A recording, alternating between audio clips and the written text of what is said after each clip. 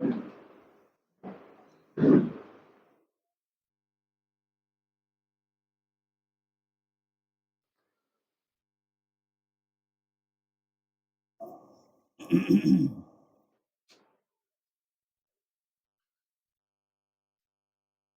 సంగతులను మళ్ళీ మనం నేర్చుకోవడానికి ప్రయత్నిద్దాము.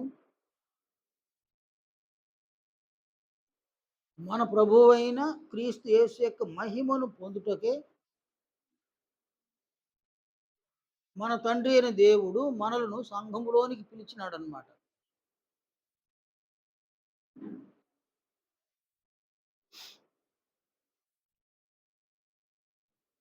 నేను మళ్ళీ తెలియజేస్తూ ఉన్నా. సంఘములో ఉన్న ప్రతి ఒక్కరూ ఈ సంగతిని బహు జాగ్రత్తగా ఆహ్, వినండి. మన ప్రభువైన క్రీస్తు యేసు యొక్క మహిమను పొందుటకు మన తండ్రి అయిన దేవుడు సంఘములోనికి మనల్ని పిలిచినాడు.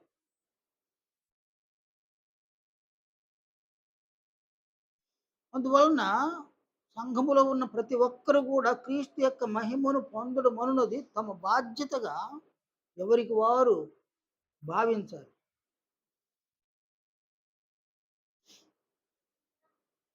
క్రీస్తు యొక్క మహిమను పొందడము అనున్నది అది నీకు మేలు చేస్తుంది. అది నాకు మేలు చేస్తుంది. ఎందుకంటే క్రీస్తు యొక్క మహిమను పొందిన వారు మాత్రమే ప్రభువుతో పాటు పరలోక రాజ్యానికి చేరగలరు. క్రీస్తు మహిమ లేనటువంటి వారిని ప్రభువు తనతో పాటు పరలోక రాజ్యానికి తీసుకొని వెళ్ళడన్నమాట. కనుక ఎవరైనా పరలోక రాజ్యంలో పరసంబంధమైన ఆ వ్యక్తులతో నివాసం ఉండాలనుకుంటే ఖచ్చితంగా క్రీస్తు యొక్క మహిమను పొందాలన్నమాట. కనుక క్రీస్తు యొక్క మహిమను పొందడం అన్నది దేవుడు మన పట్ల ఉంచిన బాధ్యత. ఇది మన లక్ష్యంగా మనం భావించాలి. నేను మరణించేసరికి క్రీస్తు యొక్క మహిమను పొందాలి అని ఎవరికి వారు దీన్ని ఒక లక్ష్యంగా తీసుకోవాలన్నమాట.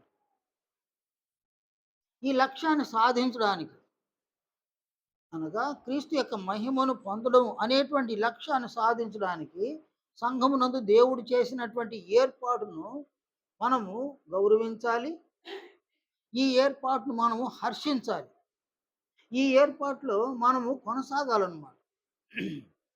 ఎవరు ఈ ఏర్పాటును గౌరవిస్తారో, ఎవరు ఈ ఏర్పాటును హర్షిస్తారో, ఎవరు ఈ ఏర్పాటులో కొనసాగుతారో వారు క్రీస్తు యొక్క మహిమను పొందుతారు. కనుక దేవుడు మన కొరకు సంఘములో చేసినటువంటి ఏర్పాటును మనము తెలుసుకోవాలి. ప్రభువు ఇలా సెలవిచ్చినారన్నమాట. యోహాను సువార్త 14వ అధ్యాయము 15వ వచనములో, మీరు నన్ను ప్రేమించిన యెడల నా ఆజ్ఞలను గైకొందురు. 21వ వచనంలో, నా ఆజ్ఞలను అంగీకరించి వాటిని గైకొనువాడే నన్ను ప్రేమించువాడు. 23వ వచనంలో, ఒకడు నన్ను ప్రేమించిన యెడల వాడు నా మాట గైకొనును. 24వ వచనంలో అంతిమంగా, నన్ను ప్రేమింపని వాడు నా మాటలు గైకొనడు. కనుక క్రీస్తు యొక్క మహిమను పొందుటకు సంఘములో దేవుడు చేసినటువంటి ఏర్పాటు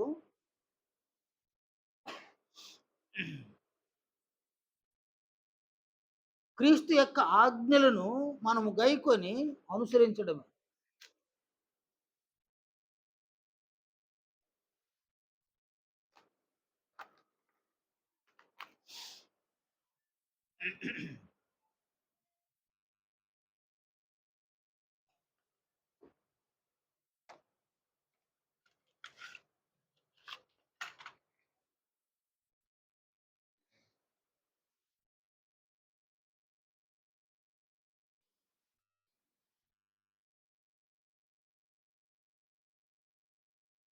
క్రీస్తు మహిమను పొందుటకు.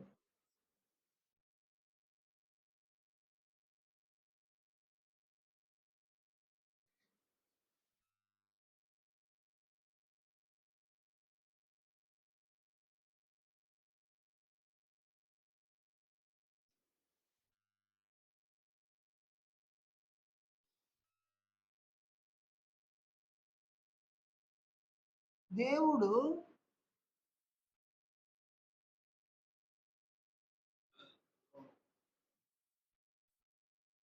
సంఘములో చేసిన ఏర్పాటు.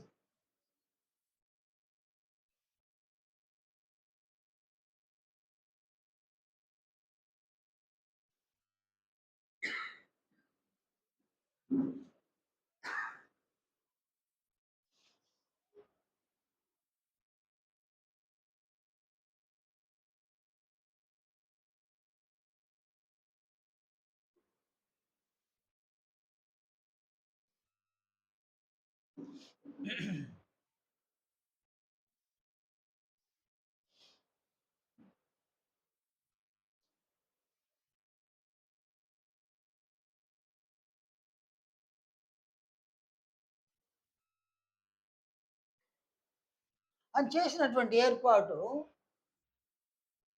క్రీస్తు ఆజ్ఞలను గైకొని జీవించడం.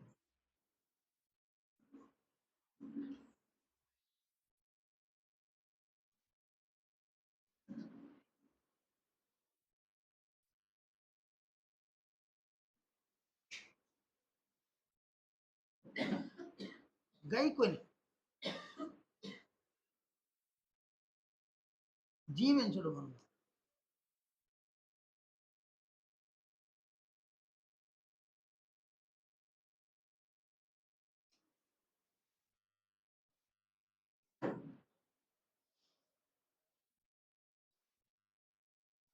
పాత నిబంధన కాలములో దేవుడు మోషే ద్వారా తన ఆజ్ఞలను ఇశ్రాయేలులకు రాతి పలకల మీద ఆయన అనుగ్రహించినాడు.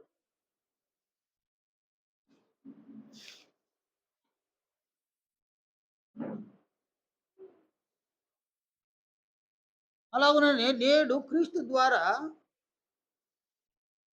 దేవుడు మనకు కొత్త నిబంధనలో ఆజ్ఞలను అనుగ్రహించి ఉన్నాడు.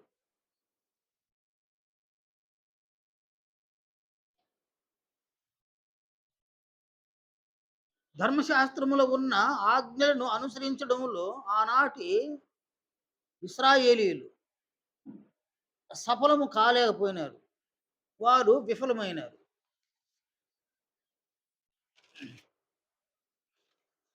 రోమపత్రిక 3వ అధ్యాయము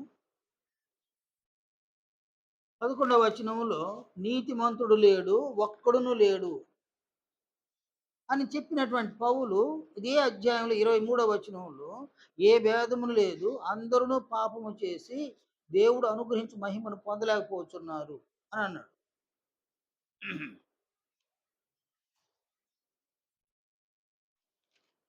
పైపెచ్చు ధర్మశాస్త్రాన్ని బోధించినటువంటి ధర్మశాస్త్రోపదేశకులను ఉద్దేశించి అపోస్తులుడైన పౌలు ఇలా సెలవిచ్చినాడు.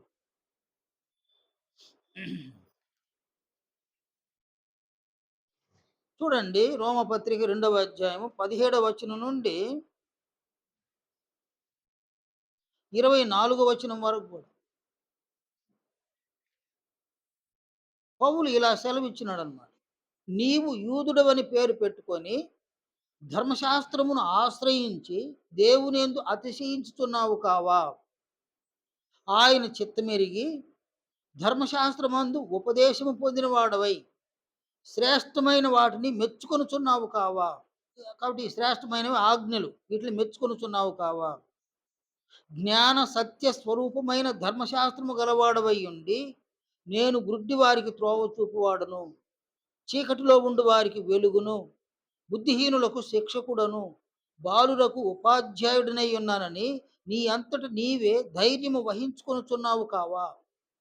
ఎదుటివానికి బోధించు నీవు నీకు నీవే బోధించుకొనవా? ధర్మశాస్త్రోపదేశకులకు చెప్పినాడు. దొంగిల వద్దని ప్రకటించు నీవు దొంగిలెదవా? వ్యభిచరింపవద్దని చెప్పు నీవు వ్యభిచరించెదవా? విగ్రహములను అసహించుకొని నీవు గుళ్ళను దోచెదవా? ధర్మశాస్త్రమందు అతిశయించు నీవు ధర్మశాస్త్రము మీరుట వలన దేవుని అవమానపరచెదవా? వ్రాయబడిన ప్రకారము మిమ్మను బట్టియే కదా దేవుని నామము అన్ని జనుల మధ్యన దూషింపబడుతున్నది. ఇది సామాన్యమైన జనం కాదు. యూదులలో ధర్మశాస్త్రాన్ని బోధించేటువంటి వారిని గురించి అపోస్తలుడైన పౌలు సెలవిచ్చినాడు.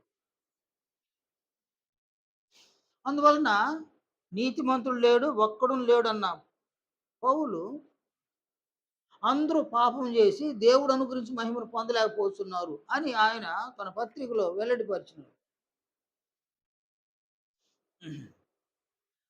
కనుక దేవుడు రాతి పలకల ద్వారా మోషే మూలముగా ఇశ్రాయేలీయులకు ఏ ధర్మశాస్త్రాన్ని అయితే ఇచ్చినాడో ఆ ధర్మశాస్త్రంలోని ఆజ్ఞలను అనుసరించే విషయములో ఇశ్రాయేలీయులందరూ కూడా సఫలము కాలేకపోయినారు.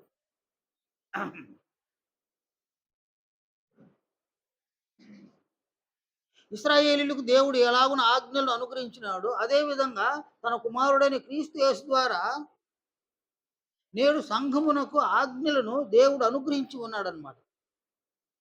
అవి దేవుని ఆజ్ఞలు, క్రీస్తు ఆజ్ఞలు కూడా. కనుక సంఘములో ఉన్నటువంటి వారు క్రీస్తు యొక్క ఆజ్ఞలను అనుసరించాలి, మనకిష్టమైన ఇష్టం లేకపోయినా. ఎందుకంటే మనము క్రీస్తు వారము. కొరింథీ మొదటి పత్రిక 6వ అధ్యాయము 19, 20 వచనాలలో మీరు మీ సొత్తు కారు, విలువ పెట్టి కొనబడిన వారు అని అపోస్తలుడు సెలవు ఇచ్చినాడు. మనము క్రీస్తు వారము, ఆయన మనల్ని కొన్నాడు. అపోస్తలుల కార్యములు 20వ అధ్యాయము 28వ వచనంలో దేవుడు తన స్వరక్తమిచ్చి సంపాదించిన తన సంఘము అని అన్నాడు అన్నమాట. ఈ సంఘమును ప్రభువైన క్రీస్తు యేసు సంపాదించుకున్నాడు. తన స్వరక్తాన్నిచ్చి సంఘమును సంపాదించుకున్నాడు. అందువలన మనము ఆయన వారం, మనము ఆయన అధికారం క్రింద ఉన్నవారం. సంఘమునకు శిరస్సు క్రీస్తు యేసు, శరీరము కూడా ఆయనే. సంఘమునకు రాజు క్రీస్తు యేసు. కనుక సంఘములో క్రీస్తు యేసు తన ఆజ్ఞలను ఆయన సంఘములో ఉన్న వారికి తెలియజేస్తూ ఉన్నాడు అన్నమాట. సంఘములో ఉన్న పౌరులందరూ కూడా క్రీస్తు యొక్క ఆజ్ఞలను ఇష్టం ఉన్నా ఇష్టం లేకపోయినా వాటిని అనుసరించి జీవించడము అది వారి విధి. నీకు ఇష్టమున్నా నీకు ఇష్టం లేకపోయినా. ప్రభువైన క్రీస్తు యేసు యొక్క అధికారం క్రింద నీవున్నావు, నేనున్నాను, మనమున్నాం. ఆయన ఏలుబడిలో మనమున్నాం. ఆయన అధికారం క్రింద మనం ఉన్నాం కనుక ఆయన తన అధికారాన్ని మన మీద తన ఆజ్ఞల ద్వారా అగుపరుస్తాడన్నమాట. సంఘములో ఉన్న ఎవరైనా క్రీస్తు యొక్క ఆజ్ఞలకు లోబడి క్రీస్తు యొక్క ఆజ్ఞలను అనుసరించి ఆ ఆజ్ఞలను వారి జీవితాల్లో నెరవేర్చవలసిన వారుగా ఉన్నారన్నమాట. నేను మళ్ళీ చెప్తున్నాను, మనకు ఇష్టమున్నా మనకు ఇష్టం లేకపోయినా మన ఇష్టములతో ఆయనకు సంబంధం లేదు. యేసు ప్రభువుకి మన ఇష్టాలతో సంబంధం లేదు. ఆయన ఆజ్ఞలతో మనకు సంబంధం ఉందన్నమాట. ఎందుకంటే మనల్ని ఆయన కొన్నాడు. తండ్రి అయిన దేవుడు మనల్ని కన్నాడు. ప్రభువు అయిన క్రీస్తు యేసు మనల్ని కొన్నాడు. మనము ఆయన సొత్తు. ఆయన సొత్తు కాబట్టి ఆయనకు మన మీద సర్వాధికారం ఉంది. మత్తయి సువార్త 28వ అధ్యాయం 18 వచనంలో పరలోకమందును భూమి మీదను నాకు సర్వాధికారము ఇవ్వబడి ఉన్నది అని ప్రభువు సెలవిచ్చినారు. ఆయన సర్వాధికారి. సంఘం మీద సంపూర్ణమైనటువంటి అధికారమును ఆయన కలిగి ఉన్నాడు. అనగా నీ మీద, నా మీద, బాప్తిస్మం పొందిన ప్రతి ఒక్కరి మీద ఆయన అధికారమును కలిగి ఉన్నాడు. ఆయన నీ మీద కలిగిన అధికారాన్ని బట్టి ఆయన ఆయనకు నీవు అనుకూలముగా జీవించుటకు ఆయన మనకు అనుగ్రహిస్తూ ఉన్న ఆజ్ఞలను మనలో ప్రతి ఒక్కరు కూడా మనకు ఇష్టం ఉన్నా ఇష్టం లేకపోయినా ఆజ్ఞలను మనం అనుసరించాలన్నమాట. ఎవరు ప్రభువు యొక్క ఆజ్ఞలను అనుసరించగలరు? ప్రభువు యొక్క ఆజ్ఞలను ఎవరు గైకొని జీవించగలరు అంటే ఎవరైతే ప్రభువును ప్రేమిస్తారో, క్రీస్తును ప్రేమించేటువంటి వారు క్రీస్తు యొక్క ఆజ్ఞలను గైకొంటారు. వాటిని అనుసరించి జీవిస్తారన్నమాట. క్రీస్తును ప్రేమించినటువంటి వారు క్రీస్తు యొక్క ఆజ్ఞలను అనుసరించరు. క్రీస్తును ప్రేమించినటువంటి వారికి క్రీస్తు యొక్క ఆజ్ఞలు అవి కఠినంగా కనబడతాయి. క్రీస్తును ప్రేమించినటువంటి వారికి క్రీస్తు యొక్క ఆజ్ఞలు భారంగా అనిపిస్తాయన్నమాట. క్రీస్తును ప్రేమించినటువంటి వారికి క్రీస్తు యొక్క ఆజ్ఞలు బరువుగా అనిపిస్తాయన్నమాట. క్రీస్తును ప్రేమించినటువంటి వారికి క్రీస్తు యొక్క ఆజ్ఞలు కష్టంగా అనిపిస్తాయన్నమాట. అది మా వల్ల కాదు, అది నా వల్ల కాదు, అలాగున నేను ఉండలేను అని అనుకోవడానికి గల మూల కారణము క్రీస్తు మీద ప్రేమ లేకపోవడమే. కనుక సంఘములో ఉన్నవారు ప్రభువును ప్రేమించడానికి మనం నేర్చేసుకోవాలన్నమాట. మనము ప్రభువును ప్రేమించాలి. ప్రభువును ప్రేమించగలిగితే ఆయన ఆజ్ఞలను మనం అనుసరించి గైకొని మనం జీవించగలం. ప్రభువును ప్రేమించకపోతే ఆయన ఆజ్ఞలను ఆయన అస్సలు మనము ఆయన ఆజ్ఞలను అనుసరించలేము. వాటిని అసలు పట్టించుకోము కూడా మనం. అందువలన క్రీస్తు యొక్క మహిమను మనం పొందజాలము, పొందలేము అన్నమాట. కానీ ఇక్కడ చూడండి ఆయన క్రీస్తు యొక్క మహిమ అది అత్యంత విలువైంది. మరి మీరు దీన్ని గ్రహించాలి. మన దృష్టిలో డబ్బు చాలా విలువైందిగా మనం భావిస్తున్నాం. వెండి బంగారములను చాలా విలువైందిగా మనం భావిస్తా ఉన్నాం. భూమి చాలా విలువైందిగా మనం భావిస్తా ఉన్నాం. అంటే మన దృష్టిలో చాలా అనేక మనకు విలువగా కనిపిస్తూ ఉన్నాయన్నమాట. కానీ నీకు ఏవేవి విలువగా అని నీవు అనుకుంటూ ఉన్నావో వాటన్నిటికంటే మించినటువంటి విలువ క్రీస్తు యొక్క మహిమలో ఉందన్నమాట. అందువలన నీవు క్రీస్తు యొక్క మహిమను పొందగలిగితే పరలోక సంబంధమైనటువంటి వ్యక్తులు సహితము నిన్ను గౌరవించగలుగుతారనమాట. నీవు గౌరవించదగే ఒక వ్యక్తిగా మారుతావు అన్నమాట. నేను ఇక్కడ భూమి ఉంటే, బంగారు ఉంటే, డబ్బులు ఉంటే, ఒక పదవి ఉంటే, ఒక ఉద్యోగం ఉంటే అందరూ గౌరవిస్తారు. కానీ ఇవన్నీ తీసుకొని పరలోకం పోతే అక్కడ ఒక్కరు గౌరవించరు. అక్కడ మనల్ని గౌరవించాలంటే మనము క్రీస్తు యొక్క మహిమను కలిగి ఉండాలి. క్రీస్తు యొక్క మహిమను ఎవరైతే కలిగి ఉంటారో వారిని పరసంబంధమైన వ్యక్తులు గౌరవిస్తారు, వారు ప్రేమిస్తారు. అందువలన శాశ్వతమైనటువంటి గౌరవాన్ని, ఘనతను, మహిమను, కీర్తిని, సమాధానమును కలుగు చేసే క్రీస్తు యొక్క మహిమను మనం పొందాలని, అలా మనం క్రీస్తు మహిమను పొందుటకు ప్రభువైన క్రీస్తు యేసు సంఘమునందు తన ఆజ్ఞలను మనకు తెలియజేస్తూ ఉన్నాడు అన్నమాట. కనుక నీకు ఇష్టం లేకపోయినా ఈ ఆజ్ఞలను అనుసరించి జీవిస్తే క్రీస్తు యొక్క మహిమను పొందుతాము. క్రీస్తు యొక్క మహిమను పొందితే వర్తమానంలోను వారి ద్వారా ప్రేమింపబడతాము. భవిష్యత్తులోను వారి ప్రేమను మనం పొంది వారి గౌరవాన్ని మనం పొందే అవకాశాలు ఉంటాయన్నమాట. చూడండి ఆయన గౌరవం పొందాలంటే చాలా మంది గౌరవం అంటే తెలియదు నాకు. గౌరవింపబడడం అంటే అస్సలు తెలియదు. మనలో కూడా చాలా మందికి తెలియదు అన్నమాట. నేను గౌరవింపబడడానికి నేను ఎలా మాట్లాడాలి, ఎలా మాట్లాడితే నాకు గౌరవం లభ్యమవుతుంది, నేను ఎలాంటి క్రియలు చేస్తే నాకు గౌరవం లభ్యమవుతుంది, గౌరవాన్ని ప్రేమించేటువంటి వారు గౌరవానికి భంగం కలగకుండా మాట్లాడతారు. గౌరవాన్ని పొందాలనుకున్న వారు గౌరవానికి భంగం కలగనటువంటి క్రియలు చేస్తారు. ఇక్కడ నీకేమో గౌరవం రావాలని ఆశ ఉంది. కానీ గౌరవాన్ని పోగొట్టుకునేటువంటి మాటలు మాట్లాడి, గౌరవాన్ని పోగొట్టుకునే క్రియలు చేస్తే గౌరవం పోతదనమాట. గౌరవం పోయిన తర్వాత నన్నెవరు గౌరవించడం లేదని ఫీల్ అవ్వడంలో పెద్ద న్యాయం ఏమి లేదనమాట. కనుక ఇక్కడ గౌరవం అనేది అత్యంత అవసరం. ఘనత అనేది కూడా అత్యంత అవసరం అన్నమాట. కనుక నీవు భూమి మీద ఉన్నప్పుడే, సంఘంలో ఉన్నప్పుడే వారు నిన్ను గౌరవించాలి. వారు నిన్ను ప్రేమించాలి. నీవు పరలోకం వెళ్ళినా వారు మనల్ని గౌరవించాలి, మనల్ని ప్రేమించాలి.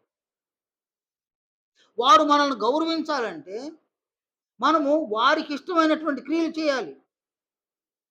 వారికి ఇష్టమైనటువంటి జీవితాన్ని సంఘంలో జీవించాలి. వారికి ఇష్టమైనటువంటి జీవితాన్ని మనం జీవించడానికి సంఘంలో దేవుడు చేసిన ఏర్పాటు క్రీస్తు యొక్క ఆజ్ఞలను మనకు అనుగ్రహించడం. క్రీస్తు యొక్క ఆజ్ఞలను ఎవరు అనుసరిస్తారో వారిని క్రీస్తు ప్రేమిస్తాడు, గౌరవిస్తాడు. క్రీస్తు యొక్క ఆజ్ఞలను ఎవరు అనుసరిస్తారో వారిని తండ్రి అయిన దేవుడు ప్రేమిస్తాడు, గౌరవిస్తాడు. క్రీస్తు యొక్క ఆజ్ఞలను ఎవరైతే నిర్లక్ష్యం చేస్తారో దేవుని ప్రేమ వారికి ఉండదన్నమాట. ప్రభువు ప్రేమ కూడా వారికి ఉండదు, గౌరవం కూడా ఉండదన్నమాట. కానీ మీరు ఎవరైనా దేవుని చేత గౌరవింపబడాలంటే, ప్రభు అయిన క్రీస్తు యేసు చేత గౌరవింపబడాలంటే, వారి చేత ప్రేమింపబడాలనుకుంటే మీరు నిశ్చయంగా మీకు ఇష్టం లేకపోయినా, అది మీకు కష్టమైన క్రీస్తు యొక్క ఆజ్ఞలను మనం అనుసరించి ఖచ్చితంగా మనం జీవించాలి. ఇది మీరు దృష్టిలో పెట్టుకోండి. ఇది నా మాటలు కాదు, ఇవి ప్రభువు యొక్క మాటలు, అపోస్తుల యొక్క మాటలు అన్నమాట. అందువలన సంఘములో ఉన్నటువంటి ప్రతి ఒక్కరు కూడా దృష్టించవలసింది ఏదంటే, నీవు క్రీస్తు యొక్క మహిమను పొంది తండ్రి వద్దను ప్రభు వద్దను గౌరవాన్ని పొందాలనుకుంటే, ప్రేమను పొందాలనుకుంటే ఖచ్చితంగా క్రీస్తు యొక్క ఆజ్ఞలను అనుసరించి జీవించాలి. కనుక నీవు ప్రభు వద్ద, దేవుని వద్ద గౌరవాన్ని పొందగలిగే విధంగా ఆయన మనకిచ్చినటువంటి ఆజ్ఞలు ఏవో ఆ ఆజ్ఞలను విధిగా నీవు నేర్చుకోవాలి, నీవు తెలుసుకోవాలి. మనం నేర్చుకోవాలి, మనం తెలుసుకోవాలి. తెలుసుకొని వాటిని అనుసరించి మనం జీవించాలి. ఇది వరకు నీకు ఇష్టం వచ్చిన విధంగా జీవించినావు. కానీ ఇప్పుడు నీకు ఇష్టం వచ్చిన విధంగా కాదు. నీ ప్రభువు అయిన క్రీస్తు యేసుకు ఇష్టం వచ్చిన విధంగా, మన ప్రభువు అయిన క్రీస్తు యేసుకు ఇష్టం వచ్చిన విధంగా మనం జీవించాలన్నమాట. అందువల్ల మన జీవితము ఆయనతో కొనసాగాలి. ఆయనకు వలె మనం నడవాలి. ఆయనకు వలె జీవించాలి. అలా జీవించడానికి ప్రామాణికము ఆయన మనకిచ్చినటువంటి ఆజ్ఞలన్నమాట. ప్రభువు యొక్క ఆజ్ఞలను ఎవరు అనుసరిస్తారు వారు ప్రభువు మహిమను పొందుతారు. ప్రభువు యొక్క ఆజ్ఞలను ఎవరు అనుసరించరో, గైకొని జీవించరో వారు ప్రభువు యొక్క మహిమను పొందరు. సంఘంలో ఉంటారు నాయన. దేవుడు ప్రేమిస్తాడు మనల్ని, క్రీస్తు యేసు కూడా మనల్ని ప్రేమిస్తాడు. కానీ ఒక స్పెషల్ ప్రేమ మాత్రం మన మీద ఉండదు అన్న. వారందరిని ప్రేమిస్తూ ఉన్నారు. కానీ ప్రభువు ఆజ్ఞలను గైకొని జీవించే వాళ్ళను స్పెషల్గా తండ్రి అయిన దేవుడు ప్రేమిస్తాడు. ప్రభువు అయిన క్రీస్తు యేసు సహితము ప్రేమిస్తాడు. వారు నిన్ను ప్రేమిస్తే నిన్ను గౌరవిస్తారు, మనల్ని గౌరవిస్తారు. వారు ప్రేమను నువ్వు పొందకపోతే నీ మీద వాళ్లకు గౌరవం లేదని అర్థం. కనుక గౌరవాన్ని మీరు దృష్టించండి. కుటుంబంలోనైనా మన గౌరవం ఉండాలి.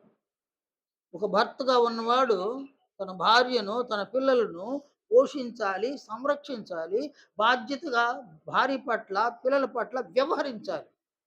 ఈ బాధ్యతను నిర్వర్తించినటువంటి ఒక భర్త, అతడు తన భార్య వద్ద, తన పిల్లల వద్ద, తన కుటుంబ సభ్యుల వద్ద గౌరవం కోల్పోతాడు అన్నమాట. ఒక భార్య ఒక బాధ్యతతో కుటుంబంలో నడుచుకోవాలి. బాధ్యతను కోల్పోయినటువంటి ఆ భార్య భర్త వద్ద గౌరవాన్ని కోల్పోతుందనమాట. అలాగే కుటుంబంలో ఉన్న ఏ వ్యక్తి అయినా మిగిలిన వ్యక్తుల వద్ద గౌరవాన్ని పొందాలి. ఈ గౌరవాన్ని గురించి చెప్తున్నాను నేను. గౌరవం అనేది గొప్ప విషయం నాయన అది. అది మనం అనుకునే విధంగా కాదు. గౌరవం అనేది చాలా గొప్ప విషయం. నా తండ్రి దగ్గర నాకు గౌరవం గావాలి. నా తల్లి దగ్గర నాకు గౌరవం గావాలి. వారి వద్ద నుంచి నాకు గౌరవం గావడానికి రా పొందడానికి నేనేం జేయాల? ఇష్టమున్నా, ఇష్టం లేకపోయినా నీ తండ్రి మాట, నీ తల్లి మాట వినాల. వారు చెప్పిన దాన్ని చెయ్యాలి. అప్పుడు వారి వద్ద గౌరవాన్ని పొందగలం మనం. నీ భర్త దగ్గర నువ్వు గౌరవాన్ని పొందాలి. నీకిష్టమున్నా, నీకిష్టం లేకపోయినా ఆయన చెప్పిన దాన్ని జేస్తే ఆయన వద్ద గౌరవాన్ని పొందుతావు. నీ భార్య యొద్ద గౌరవాన్ని పొందాలి. నీకిష్టమున్నా, నీకిష్టం లేకపోయినా. ఆమె చెప్పింది జేస్తే. ఆమె వద్ద గౌరవాన్ని పొందుతావు. చాలామంది భర్తలను చూడండి, భార్యల దగ్గర గౌరవమే లేదు. చాలామంది భార్యలను చూడండి, భర్తల దగ్గర గౌరవమే లేదు. భార్య భర్తలు మాట్లాడుకున్న సందర్భాలు చూడండి. ఒకరిని ఒకరు అవమానపరిచే విధంగా మాట్లాడుతుంటారన్నమాట. ఒక భర్త భార్యను అవమానకరంగా మాట్లాడుతుంటాడు. ఒక భార్య భర్తను అవమానకరంగా మాట్లాడుతాడు. పిల్లలు తల్లిదండ్రులను అవమానకరంగా మాట్లాడతారు. తల్లిదండ్రులు పిల్లలను కూడా అవమానకరంగా మాట్లాడతారు. గౌరవాలు లేదు. ఏ కుటుంబాన్ని మనం చూసినా గౌరవం మచ్చుకైన కనబడడం వల్ల ఉండారన్నమాట. కుటుంబాల్లో మనుషులైతే ఉన్నారు గానీ వారి మధ్యన గౌరవాలు లేవన్నమాట.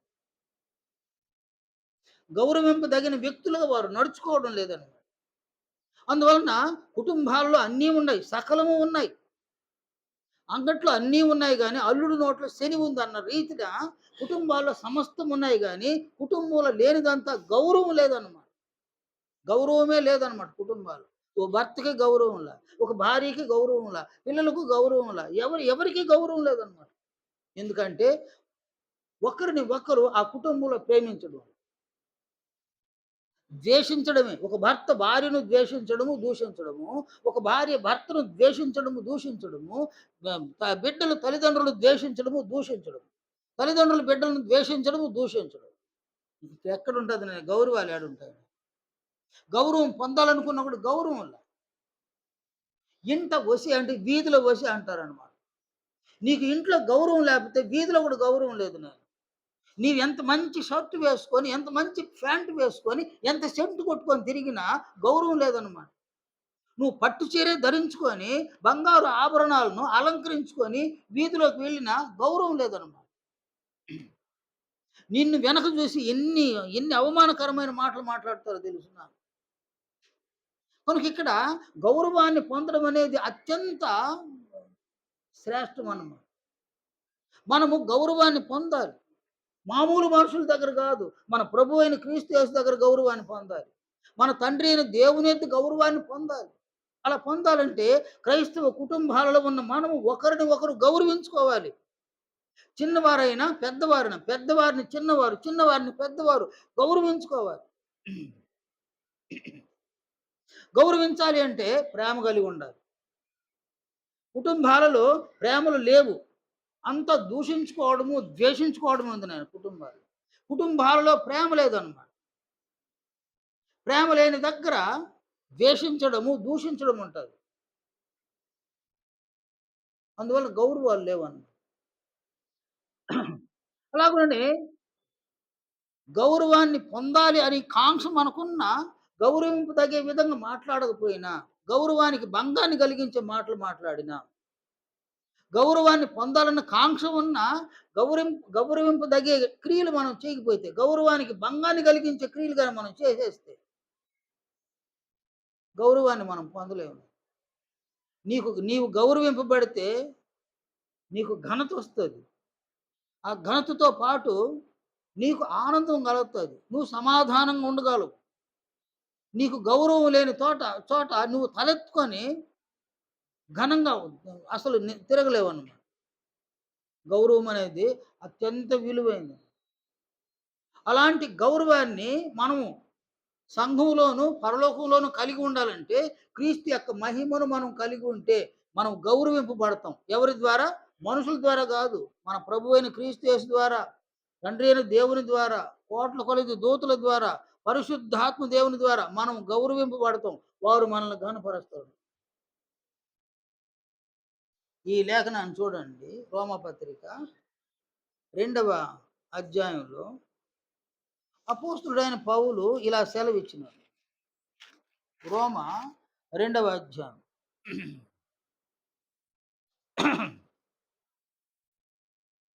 10వ వచనంలో, సత్క్రియ చేయు ప్రతివానికి మొదట యూదునికి గ్రీసు దేశస్థుని కూడా మహిమయు ఘనతయు సమాధానమును కలుగును. 7వ వచనం చూడండి. సత్క్రియను ఓపికగా చేయొచ్చు, మహిమను ఘనతను అక్షయతను వెదకు వారికి నిత్య జీవమునిచ్చును. ఇదేంది వెతకడం నాయన? దేన్ని వెతకడము? మహిమను, ఘనతను, అక్షయతను వెతకడం. నాకు మహిమ కావాలి, నాకు ఘనత కావాలి, నాకు అక్షయత కావాలి, నాకు సమాధానం కావాలి, ఇవన్నీ నాకు కావాలి. ఇంతగా నేను వాళ్ళ దగ్గర గౌరవింపబడాలి. అంతటి గౌరవాన్ని వారి వద్ద పొందితే వీటన్నిటిని వాళ్ళు నాకు అనుగ్రహిస్తారు. అందువలన నేను గౌరవాన్ని పొందాలి. గౌరవాన్ని మనం కాంక్షించాలి, గౌరవాన్ని ప్రేమించాలి, గౌరవాన్ని పొందాలన్న ఆ ఆరాటం మనలో ఉండాలన్నమాట. నేను అవమానింపబడడం సులువు నాయన. తెలుగులో ఇలా చెప్తారు, ఒకడు చెడ్డ పేరు తెచ్చుకోవడానికి సంవత్సరాలు వెళ్ళా, కొన్ని నిమిషాలు చాలు. కానీ ఒకడు మంచివాడు అనిపించుకోవడానికి అనేక సంవత్సరాలు పడుతుంది అన్నమాట. అలాగే ఇక్కడ నీవు దుర్నీతి పరుడుగా జీవించేయాలంటే సింపుల్ నాయన, అదంత సింపుల్. నీవు అవమాన భరితుడు కావాలనుకుంటే సింపుల్. కానీ నీవు గౌరవాన్ని పొందాలనుకుంటే ఎవరి వద్ద? దేవుని వద్ద, ప్రభువు వద్ద గౌరవాన్ని పొందాలనుకుంటే చాలా కష్టం అన్నమాట. గౌరవాన్ని ప్రేమిస్తే తప్ప, గౌరవాన్ని కాంక్షిస్తే తప్ప, నేను గౌరవింపబడాలి అన్నటువంటి ఒక గాఢమైనటువంటి ఒక ప్రేమ ఉంటుంది తప్ప, నీవు గౌరవాన్ని పొందే విధంగా ప్రభువు యొక్క ఆజ్ఞలను అనుసరించి జీవించాలని. అందువల్ల ఇక్కడ క్రీస్తు యొక్క మహిమను సంఘములు ఎవరెవరు పొందుతారు, పురుషులైన స్త్రీలైన వారందరూ గౌరవింపబడతారు, ఘనపరచబడతారు అన్నమాట. వారు మహిమపరచబడతారు, వారికి సమాధానాన్ని దేవుడు అనుగ్రహిస్తారు. కనుక సంఘములు నీకు ఇష్టమున్నా నీకు ఇష్టం లేకపోయినా, ఎందువల్ల ఈ మాట సెలవిస్తున్నాడు దేవుడు? ఆయన సంఘాన్ని ఏం చేసినాడు? కొన్నాడు అన్నమాట. నిన్ను కొన్నాడు, నన్ను కొన్నాడు. మనల్ని ఎవరైనా నాకు ప్రభువుతో సంబంధం లేదనుకుంటే నీవు అనుకోవచ్చు. నాకు ప్రభువుతో సంబంధం లేదని నువ్వు అనుకుంటే నీవు అనుకోవచ్చు. కానీ ఆయన అనుకోవాలి కదా. అతనితోనైనా ఆమెతోనైనా నాకు సంబంధం లేదు అని ఆయన అనుకోవాలి. నీవు ప్రభువుతో సంబంధం లేదనుకుంటే కుదరదు. నీవు బాప్తిస్మం పొందిన దినమున నన్ను మనల్ని క్రీస్తు యొక్క శరీరములో దేవుడు అవయవాలుగా అమర్చినాడన్నమాట. అందువలన మనకు క్రీస్తుతో సంబంధం ఉంది. ఈ శరీరాన్ని విడిచేంత వరకు సంబంధం ఉంది క్రీస్తుతో. అందువలన ఈ శరీరములను కొన్నటువంటి ఆయనకు అప్పగించి, ఈ శరీరములను ఆయన అధికారం క్రింద ఉంచి, ఆయన మనకు సెలవిస్తూ ఉన్నటువంటి ఆజ్ఞలను మనం ఈ శరీరముతో, అందులో అవయవాలతో మనం అనుసరించి జీవించడమే మన విధి అన్నమాట. ఇష్టమున్నా ఇష్టం లేక.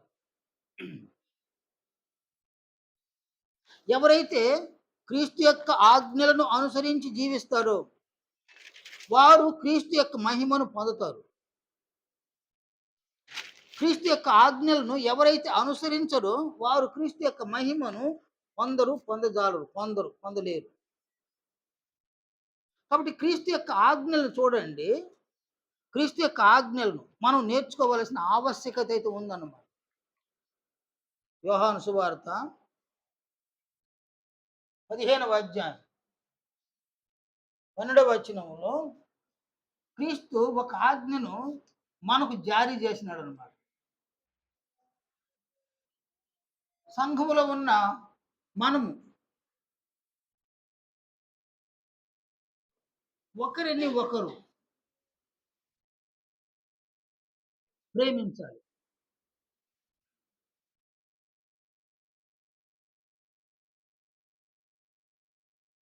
ఇది ప్రభువు మనకిచ్చినటువంటి ఆజ్ఞ.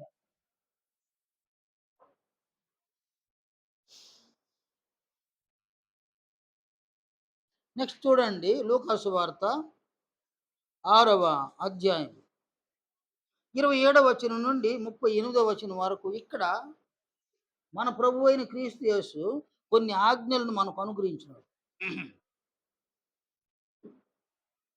27వ వచనంలో వినుచున్న మీతో నేను చెప్పున్నదేమనగా మీ శత్రువులను ప్రేమించుడి. కాబట్టి ఇక్కడ రెండవ ఆజ్ఞ మీ శత్రువులను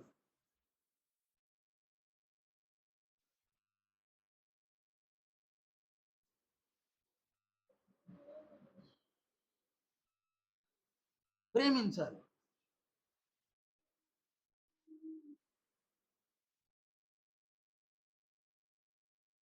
చూడండి నేను కుటుంబాల్లో చూడండి పరిస్థితులు చూడండి. ఒక భార్య తన భర్తను ఒక శత్రువుగా చూస్తుంది.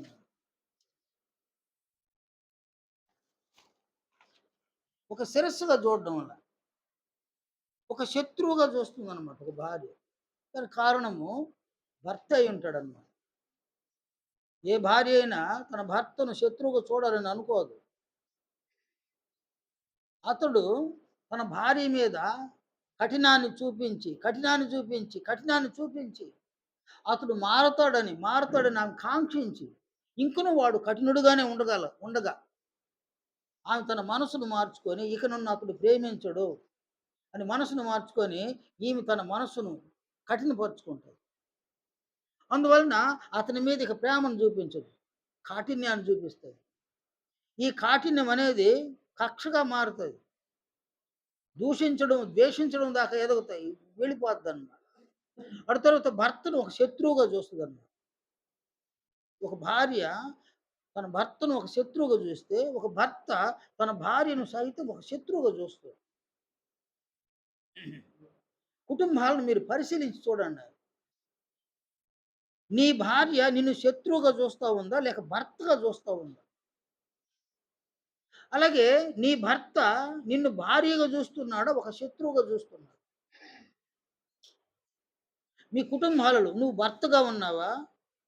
నీవు పరీక్షించుకో. నీవు నీ భార్యను భార్యగా చూస్తున్నావా లేక శత్రువుగా చూస్తున్నావా? నీవు భార్యగా ఉంటే నీ భర్తను భర్తగా చూస్తున్నావా లేక శత్రువుగా చూస్తున్నావా? మీరు పిల్లలుగా ఉంటే మీరు తల్లిదండ్రులుగా చూస్తున్నారా లేక శత్రువులుగా చూస్తున్నారా? తల్లిదండ్రులైనటువంటి మీరు మీ పిల్లలను పిల్లలుగా చూస్తున్నారా లేక శత్రువులుగా చూస్తున్నారా? చూడడం నాయన. ఎలా ఆ కుటుంబంలో ఆ పరిస్థితులు ఎలా ఉన్నాయి? నీవు ఏ కుటుంబంలో ఉన్నావో ఆ కుటుంబంలో ఉన్న పరిస్థితిని చూడండి ముందు. మనం అనేక కుటుంబాల గురించి మాట్లాడుతుంటాం. ఆ కుటుంబంలో బాగల, ఈ కుటుంబంలో ఆ భర్త చెప్పిన మాట వినడు, ఆ భార్య వాడికి లోబడదు, ఈ కుటుంబంలో భర్త మంచోడు కాదు, ఆ భార్య మంచిది కాదు, ఆ బిడ్డలు మంచోళ్ళు కాదు. ఇది ఊళ్ళో ఉన్న సమాచారం అంతా మనం మాట్లాడుతుంటాం. కానీ నీవున్న కుటుంబంలో నీవు భర్తగా ఉన్నావా? నీవు నీ భార్యను భార్యగా చూస్తున్నావా? అనగా నీ సొంత శరీరంగా చూస్తూ ఉన్నావా లేక శత్రువుగా చూస్తూ ఉన్నావా? అలాగే నీ భర్తను నీవు శిరస్సుగా చూస్తా ఉన్నావా లేక శత్రువుగా చూస్తున్నావా? ఒక కుటుంబంలో మనమున్నాము. మన కుటుంబంలో నా పాత్ర ఎలా ఉంది అనేది చూసుకోవాలన్నమాట. నా పాత్ర ఎలా ఉంది నా కుటుంబంలో? ఆ కుటుంబాన్ని గురించి, ఇంకో కుటుంబాన్ని గురించి కాదు గానీ, నా కుటుంబంలో ఎలా ఉన్నాం మేము? మా కుటుంబము ఎలా ఉంది అసలు? ఒకరిని ఒకరు గౌరవిస్తున్నామా లేదా? ఒకరి పట్ల ఒకరికి గౌరవం ఉందా లేదా? గౌరవం లేదు నాయన. గౌరవం లేదు. ఎందుకంటే ప్రేమ లేదు కాబట్టి. ప్రేమ ఉన్న దగ్గర ఒకరి కొరకు ఎన్ని శ్రమలైనా భరిస్తారు. ఎన్ని కష్టాలైనా భరిస్తారనమాట. ప్రేమ లేని దగ్గర సులువుగా తప్పించుకొని తిరుగుతూ ఉంటారనమాట. అసలు ప్రేమే ఉండదనమాట. గౌరవమే లేదు. మనకిక్కడ కుటుంబ స్థాయిలోనే శత్రువులు ఉన్నారు మనకు. కానీ ఇక్కడ సంఘంలో ఉన్న శత్రువుల గురించి ప్రభువు చెప్పినాడన్నమాట.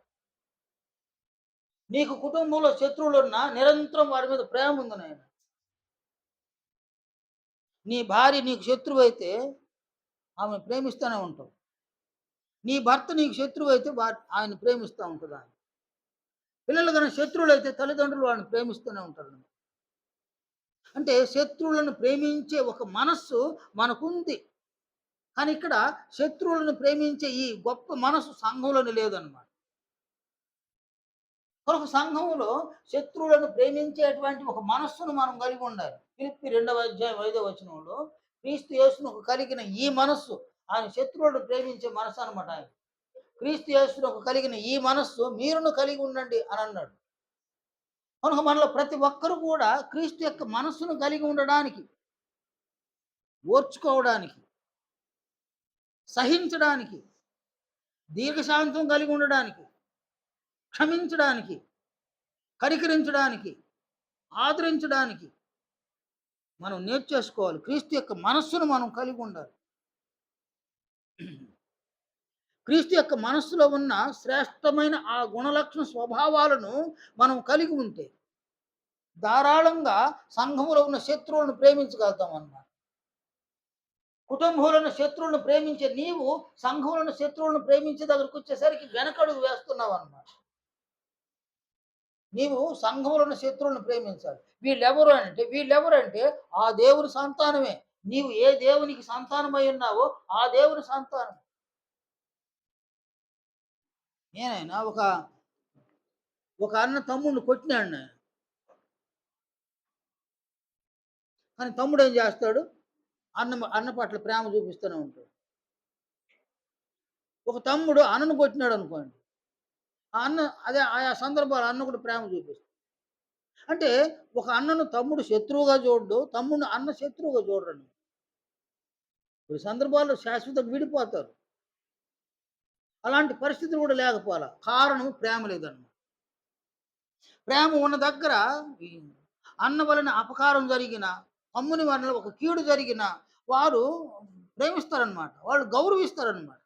ప్రేమే లేని దగ్గర ఇక సంబంధాలు లేవన్నమాట.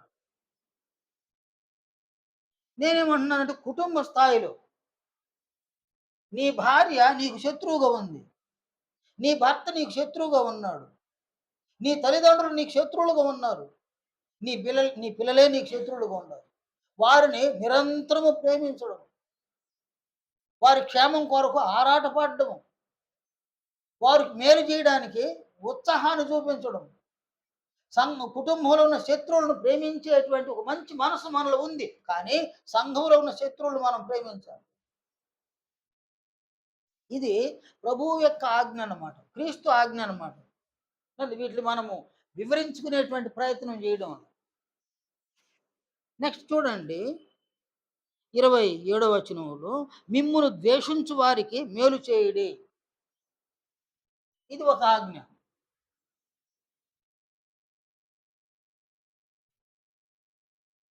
మిమ్మును ద్వేషించు వారికి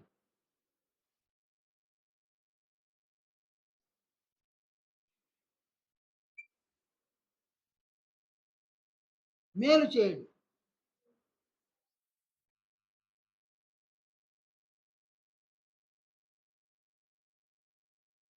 సంఘంలో నిన్ను ఎవరైనా ద్వేషించినారా వారికి మేలు చేయంటాడు.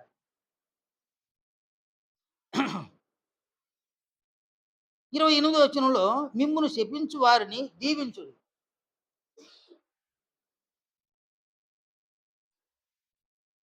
మిమ్మును శపించు వారిని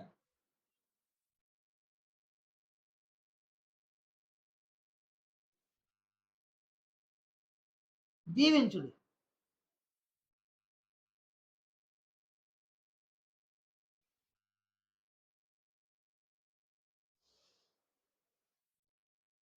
అలాగుననే మిమ్మును బాధించు వారి కొరకు ప్రార్థించుడి. మిమ్మును బాధించు వారి కొరకు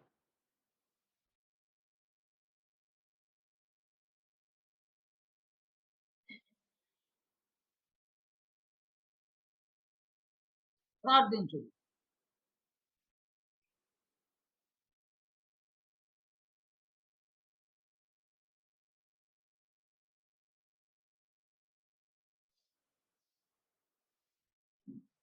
అలాగే మళ్ళీ చూడండి. నిన్ను ఒక చెంప మీద కొట్టువాని వైపునకు రెండవ చెంప కూడా త్రిప్పుము.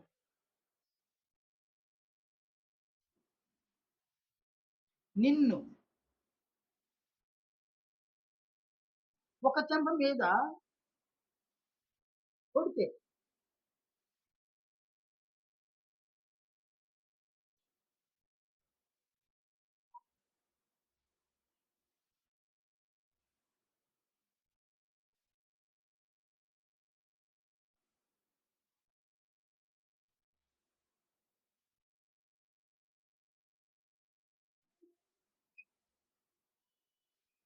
రెండవ చెంప తిప్పాలన్నమాట.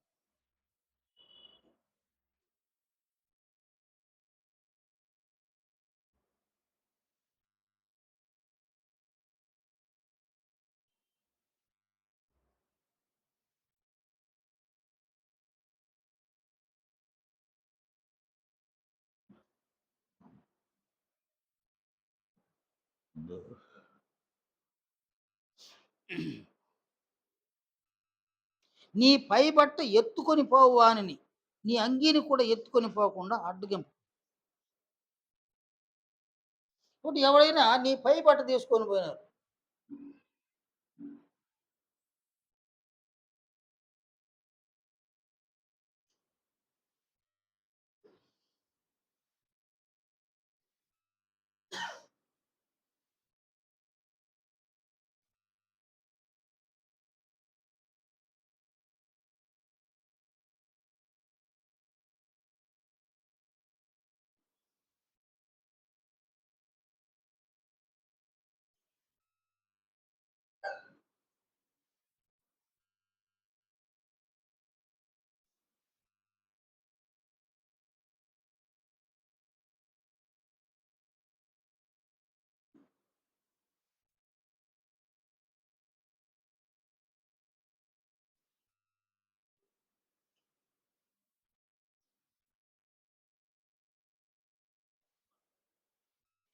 నెక్స్ట్ ఇలా అన్నాడు ఆయన.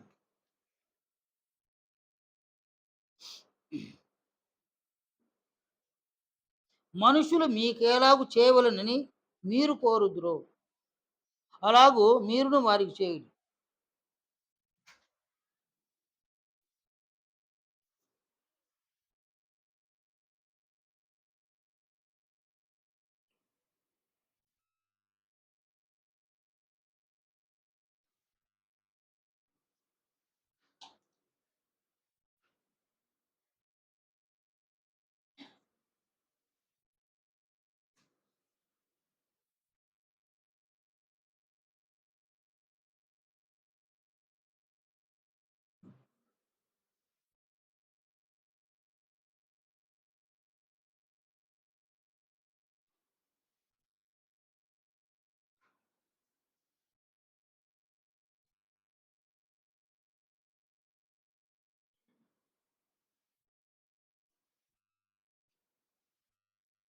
నెక్స్ట్ ఏమన్నాడు చూడండి ఆయన.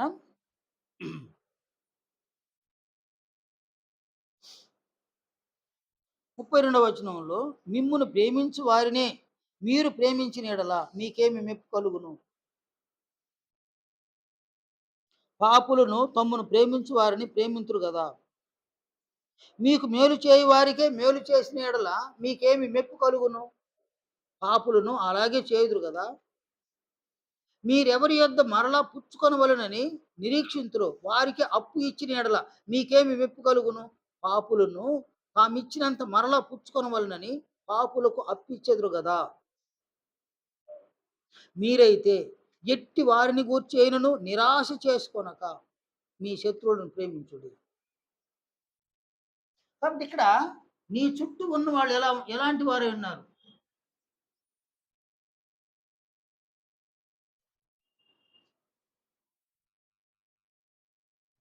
మీరైతే ఎట్టి వారిని గురించి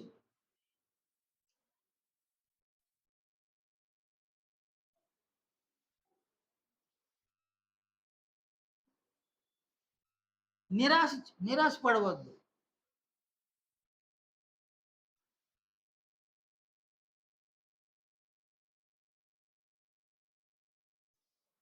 చూడండి ఆయన, చాలా మంది సేవకులున్నారు. క్రైస్తవులు.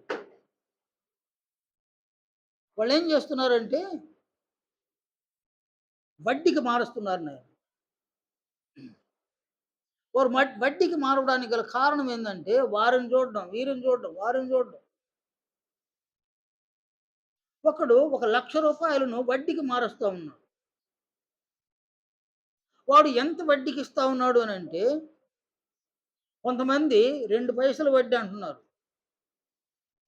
మరి కొంతమంది 3 పైసలు వడ్డీ అంటున్నారు. మరి కొంతమంది 5 పైసలు వడ్డీ అని అంటున్నారు. ఏకంగా మరి కొంతమంది రూ. 10 వడ్డీ అంటున్నారు. 100కి రూ. 10 వడ్డీ అంటున్నారు. రూ. 1,00,000 వడ్డీకి ఇస్తే నెలకెంత? నెలకు రూ. 10,000 అన్నమాట. నెలకు 10,000 అయితే 10 నెలలకెంత? రూ. 1,00,000 అన్నమాట. రూ. 1,00,000కి సంవత్సరానికి ఎంత? రూ. 1,20,000 కనుక వాడేం చేస్తున్నాడు? రూ. 1,00,000 వడ్డీకిచ్చి, ప్రతి నెల రూ. 10,000 వడ్డీ తీసి, దాన్ని ఇంకొకరికి వడ్డీకిచ్చి, సంవత్సరం తిరిగేసరికి రూ. 1,00,000ని వాడు 2,50,000, 3,00,000 చేస్తున్నాడన్నమాట. వాడు 10 సంవత్సరాలకంతా ఒక లక్షాధికారిగా మారిపోతున్నాడు. వాడు కోటీశ్వరుడైనా ఆశ్చర్యపోవాల్సిన అవసరం. దీనిని హ్మ్, చాలామంది క్రైస్తవులు చూస్తున్నారు నేను. క్రైస్తవుల్లో చాలామంది వడ్డీలకు మారుస్తున్నారు. ఎందువలన? ఇది ఒక నిరాశ. ఇది ఒక నిస్పృహ. ఆయనేం సెలవిస్తాడు? ఆయన ఇలా సెలవిచ్చినాడు. 32వ వచనంలో, మిమ్మును ప్రేమించు వారినే మీరు ప్రేమించిన యెడల మీకేం మెప్పు కలుగును? లోకంలో ఏం జరుగుతోంది? తమ్మును ప్రేమించిన వారినే మనుషులు ప్రేమిస్తున్నారు. అలాగే మీకు మేలు చేయి వారికే మేలు చేసిన యెడల మీకేం మెప్పు కలుగును?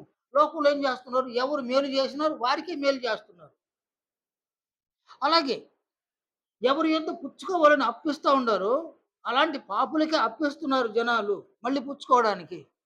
కనుక ఇచ్చేదాన్ని పుచ్చుకుని ఎవరైతే ఇస్తారో వాళ్ళకి అప్పిస్తా ఉన్నారనమాట. ఇది లోకంలో ఒక ఆనవాయితీ జరుగుతా ఉంది. అందువలన వాళ్ళు డబ్బుల మీద డబ్బులు సంపాదించుకుంటా ఉన్నారు. లక్షాధికారులు అవుతా ఉన్నారు. వారు బిల్డింగులు కట్టుకుంటా ఉన్నారు. పొలాలు కొనేస్తా ఉన్నారు. బంగారు కొనేస్తా ఉన్నారు. ఇవన్నీ కూడా వడ్డీకి ఇవ్వడం వలన వాళ్ళు సమకూర్చుకుంటా ఉన్నారు. అయి నేనేం చేసుకుంటున్నాను? నా దగ్గర నేనేం చేస్తున్నాను? ఇది ఒక నిరాశ అన్నమాట. ఈ నిరాశకు, ఈ నిస్పృహకు ఎవరైనా క్రైస్తవులు లోనైతే వారు వడ్డీకిస్తారన్నమాట. దానివల్ల డబ్బును సంపాదించుకోవచ్చు. డబ్బునైతే దానివల్ల సంపాదించుకోవచ్చు. కానీ క్రీస్తు యొక్క మహిమను పొందలేరు. నేను ముందే చెప్పిన, నీవు ఏవేవైతే కలిగి ఉన్నవో వాటన్నిటికంటే అత్యంత విలువైనది క్రీస్తు యొక్క మహిమ. మనకిక్కడ మరి ఇలా చెప్పినాడు యేసు ప్రభు. 37వ వచనంలో తీర్పు తీర్చకుడి అని అన్నాడు.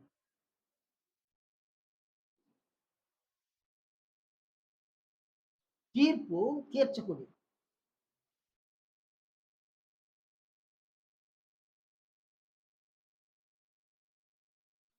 ఆ తర్వాత మరొక విషయాన్ని చెప్పాడు. తీర్పు తీర్చకుడి. నేరము మోపకుడి. నీవెవరి మీదనైనా నేరం మోపబాకు.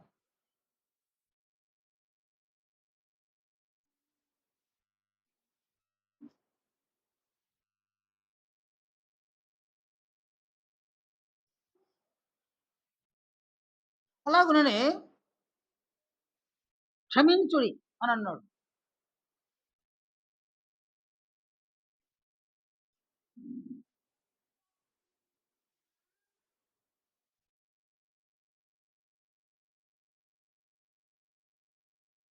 ఇవన్నీ కూడా లూకా సువార్త 6వ అధ్యాయము 27వ వచనం నుండి 38వ వచనం వరకు ప్రభువు సెలవిచ్చినటువంటి ఆజ్ఞలన్నమాట ఇవన్నీ కూడా. చూడండి నాయన, సంఘములో మీరు ఒకరిని ఒకరు ప్రేమించాలి. ఇది ఒక విధి అన్నమాట. నీవు ప్రేమిస్తే క్రీస్తు యొక్క మహిమను పొందుతావు. నీవు ప్రేమించకపోతే క్రీస్తు మహిమ పొందలేవు. ప్రేమించడం అంటే నిన్ను ప్రేమించే వారిని ప్రేమించడం కాదు. నీ శత్రువులను ప్రేమించడం అన్నమాట. అలాగే మిమ్మును ద్వేషించేటువంటి వారికి మేలు చేయండి అన్నాడు. అంటే మనల్ని పొగిడే వాళ్ళకి మేలు చేస్తాం మనం.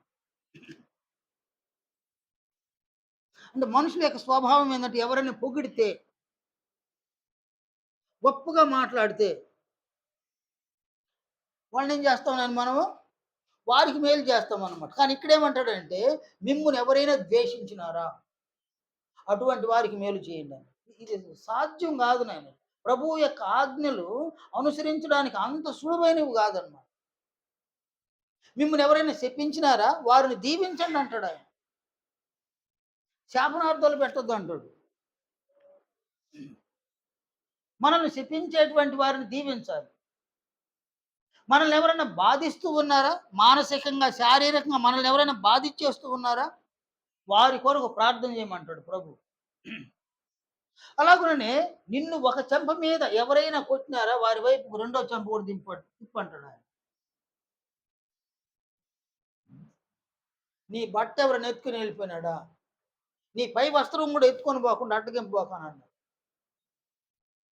మనుషులు మీకేం చేయాలని కోరుకుంటారు. మనుషులు మనకు కీడు చేయాలని కోరుకోం మనం. మనకు హాని చేయాలని మనం మనం కోరుకోమన్నాం. మనుషులు మనకు మేలు చేయాలని కోరుకుంటాం. మనుషులు మనల్ని గౌరవించాలని కోరుకుంటాం. మనుషులు మనల్ని ఘనత ఘనపరచాలని కోరుకుంటాం. మనుషుల ద్వారా మనం మేలు పొందాలని కోరుకుంటాం.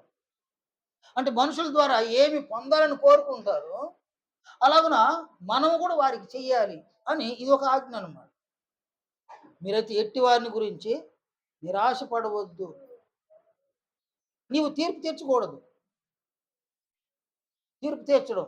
నీవు తీర్పు తీర్చకూడదు. ఎవరి మీదనైనా నీవు నేరాన్ని మోపకూడదన్నమాట. నువ్వు క్షమించాలి. ఇవి ప్రభువు యొక్క ఆజ్ఞలు. ఈ ఆజ్ఞలు ఇస్తూనే ఆయన ఏమన్నాడంటే ఇలా సెలవిచ్చినాడు యేసు ప్రభు. మత్తయి సువార్త 7వ అధ్యాయంలో ఆయన ఇలా సెలవిచ్చినాడన్నమాట. 13, 14 వచనాలు. ఇరుకు ద్వారమున ప్రవేశించుడి. నాశనమునకు పోవు ద్వారము విశాలమునై ఉన్నది. వెడల్పును ఆ దారి విశాలమునై ఉన్నది. దాని ద్వారా ప్రవేశించువారు అనేకులు. జీవమునకు పోవు ద్వారము ఇరుకును, ఆ దారి సంకుచితమునై ఉన్నది. దాని కనుగొని వారు కొందరే. కాబట్టి ఈ మార్గం అంటే ఇది ఒక లైఫ్, ఇది ఒక జీవితం అన్నమాట. ప్రభువు తన ఆజ్ఞల ద్వారా మనకు సెలవిచ్చినటువంటి ఒక ఉత్తమమైన, ఒక శ్రేష్టమైన జీవితం ఇది. ఈ జీవితము చాలా సంకుచితమైందనమాట. చాలా ఇరుకైందనమాట. ఇది చాలా కష్టము. ఈ జీవితాన్ని అనుసరించడం అనగా క్రీస్తు యొక్క ఆజ్ఞలను అనుసరించడం అనేది చాలా కష్టం నాయన. కష్టం. నేను మరలా చెప్తున్నా. క్రీస్తు యొక్క ఆజ్ఞలను అనుసరించడం అనేది చాలా కష్టం అన్నమాట. కానీ కానీ నీవు గనక క్రీస్తును ప్రేమిస్తే అవి కష్టం కానే కావన్నమాట. నీవు క్రీస్తును ప్రేమించకపోతే ఆజ్ఞలన్నీ కూడా కష్టం. అందులో ఒకే ఒక ఆజ్ఞ, ఒక్క ఆజ్ఞ అని కూడా కష్టమే. ఒక ఆజ్ఞ కూడా సులువుగా ఉండదన్నమాట. క్రీస్తును ప్రేమిస్తే ఏ ఆజ్ఞ అయినా అందులో అది మనకు సులువు అన్నమాట. మీరు చూడండి ఆయన, ఒక భార్య మీద ఒక భర్తకు ప్రేమ ఉంటే ఆమె వలన ఎన్ని సమస్యలు ఏర్పడ్డా దానంతా కూడా ఓర్చుకొని పోతుంటాడు అన్నమాట. సహిస్తాడు. దీర్ఘశాంతం కలిగి ఉంటాడు. ఆమెను ప్రేమిస్తాడు. అలాగే ఒక భార్య తన భర్త మీద ప్రేమ ఉంటే వానిని సహిస్తది. వాని విషయంలో ఓర్పు కలిగి ఉంటుంది. దీర్ఘశాంతం కలిగి ఉంటుంది. ఆయన మీద ప్రేమ చూపిస్తూనే ఉంటుంది. ఇక్కడ ప్రేమే లేదనుకో, ఒక భర్త మీద భార్యకు ప్రేమ లేదనుకో, ఏమి లేదు నేను అక్కడ ఏమి లేదన్నమాట. ఒక భార్యకు భర్త మీద ప్రేమ లేకపోతే వాడు భర్తగా ఉండడానికని అడుక్కు తినడం బెటర్ అనమాట. ఎందువల్లంటే ఇక్కడ గౌరవమే లేదు కదా. ప్రేమిస్తే గౌరవం, ప్రేమించకపోతే గౌరవమే లేదు. ఈ గౌరవం లేని దగ్గర ఎందుకు ఉండాలి నాయన? వాడు అడుక్కు తినడం బెటర్ కదా. సాధులుగా తిరుగుతూ ఉంటారు చూడండి. ఈ ఈశ్వరుని గుడి దగ్గర సాధులు ఉన్నారు, చాలా మంది ఉన్నారు కదా నాయన. వాళ్ళందరూ ఎవరంటే కుటుంబాల నుంచి వచ్చేసిన వాళ్ళు. వాళ్ళు కుటుంబాల నుంచి ఎందుకు వచ్చేసినారు అనంటే, కుటుంబాల్లో గౌరవం లేదు వాళ్ళకి. కుటుంబాల్లో గౌరవం లేదు గాబట్టి, వారు సాధు వేషాలు వేసుకొని వీధిలో తిరుగుతున్నారనమాట. ఇప్పుడు వీధిలో కూడా తిరగడం లేదులెండి వాళ్ళు. వాళ్ళు కేవలం అక్కడ గుడి దగ్గరే ఉండారనమాట.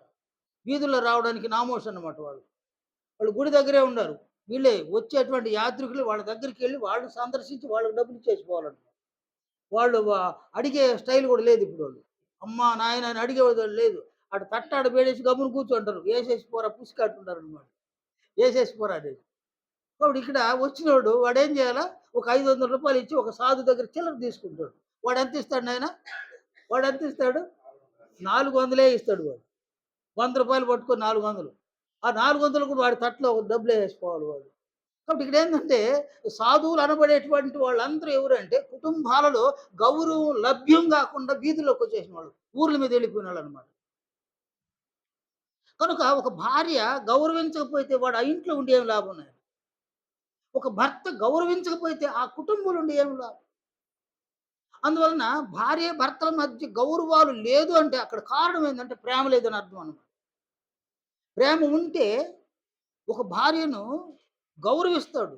ప్రేమ ఉంటే భర్తను గౌరవిస్తాడు. గౌరవించడం అనగా వారి వలన కలిగే అనేక శ్రమలను ఓర్చుకుంటారు, సహిస్తారు, దీర్ఘశాంతం కలిగి ఉంటారు. ఇక్కడ ప్రేమ లేని దగ్గర గౌరవాలు లేనే లేవన్నమాట. గౌరవం లేని దగ్గర అవమానకరంగా మాట్లాడుతుంటారన్నమాట. ఒక భార్య మీద భర్తకు గౌరవం లేకపోతే వాడు ఎన్ని మాటలు మాట్లాడతాడో తెలుసునా? ఒక భర్త మీద భార్య గౌరవం లేకపోతే మీరు చూడండి నాయన భర్తను ఆహ్, కొంతమంది ఏమండి అని పిలుస్తా ఉంటారన్నమాట. ఆ ప్రారంభంలో పెళ్ళైన ప్రారంభంలో ఏమండి, ఏమండి అంటారు. చూసిన వాళ్ళకందరూ విచిత్రంగా అనిపిస్తది. ఏమండి అని పిలుస్తున్నారు. పోను పోను రాజు గుర్రము గాడిదైపోయిన చందాన కొన్ని రోజులకి ఏమవుతుందంటే ఏమండి పోయింది. ఏమయ్యో, ఏమయ్యో దాకా వచ్చిందనమాట. ఏమయ్యో దాకా వచ్చి ఆగితే పర్వాలా. ఏమయ్యో పోయింది. యో, యో అంటుంటారు. ఏమయ్య ఏమయ్యా అని పోయింది. యో, యో అంటుంటారనమాట. ఈ యో అనేది కొంతకాలానికి పోతాడు. ఆ మగోడా, ఆ మగోడా అని అంటుంటారనమాట. చూడండి ఆ పదాలు దేనివల్లంటే గౌరవం తగ్గిపోతున్నది భర్త మీద. ఆ మగోడా, మగోడా, మా ఇంటి మగోడు రాని, మా ఇంట్లో ఓడు రాని ఆఖరికి. మరీ గౌరవం తగ్గే కొద్దీ ఏడవాడు వాడెక్కడ? వాడింటికి రాని చెప్తాను అనే భార్యలు. అందువల్ల భర్త భార్యల దగ్గర గౌరవాన్ని పొందడానికి ప్రయాసపడాలి. భార్యను ప్రేమిస్తే గౌరవం లభ్యమన్నమాట. భార్యను ప్రేమించకపోతే ఆమెమన్నా రాయి నాయన. నువ్వు చెప్పినట్టు ఆడడానికి రాయి కాదు. ఆమె వ్యక్తి కదా! ఆమె కూడా ఒక వ్యక్తి కదా! ఒక భర్త ఎలాగో ఒక వ్యక్తిగా ఉన్నాడో, గౌరవాన్ని పొందాలనుకుంటాడో, భార్య కూడా ఒక వ్యక్తి. ఆమె కూడా గౌరవాన్ని పొందాలనుకుంటాడు. కనుక ఒక భర్త భార్యను గౌరవించాలి. భార్య భర్తను గౌరవించాలి. ఈ గౌరవాన్ని కుటుంబాల్లో కాపాడుకుంటే చివరి వరకు అవి ఉంటాయి నాయన. ముసలి ప్రాయమైనా కూడా భర్త మీద భార్యకు గౌరవం, భార్య మీద భర్తకు గౌరవం. ఈ గౌరవం ప్రేమను బట్టి వస్తుంది. వాళ్ళిద్దరూ కలిసే ఉంటారు. కలిసే ఉంటారు. విడిపోయేంత వరకు కలిసి ఉంటారు. ఈ ప్రేమలు లేకపోతే గౌరవాలే లేవన్నమాట. అందువలన ఇక్కడ నీకు నీ భార్య మీద ప్రేమ ఉంటే ఆమె వలన సమస్యలొచ్చినా భరిస్తావు, సహిస్తావు, ఓర్చుకుంటావు, ప్రేమిస్తావు. ఆమె చెప్పినవన్నీ చేస్తావన్నమాట. భర్త మీద గౌరవం ఉంటే, ప్రేమ ఉంటే ఆయన చేసే క్రియలన్నీ భరిస్తారు, సహిస్తారు, ఓర్చుకుంటారు. ఆయన్ని ప్రేమించి ఆయనకి మేలు చేస్తారన్నమాట. అలాగే క్రీస్తు యేసు ప్రభువు మీద సంఘములు ఎవరికైనా ఈయన గనక ప్రేమిస్తే క్రీస్తును ప్రేమిస్తే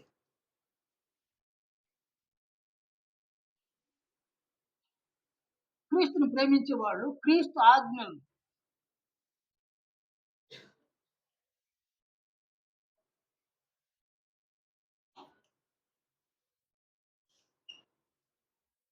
వీలు కాకపోయినా అనుసరిస్తారు.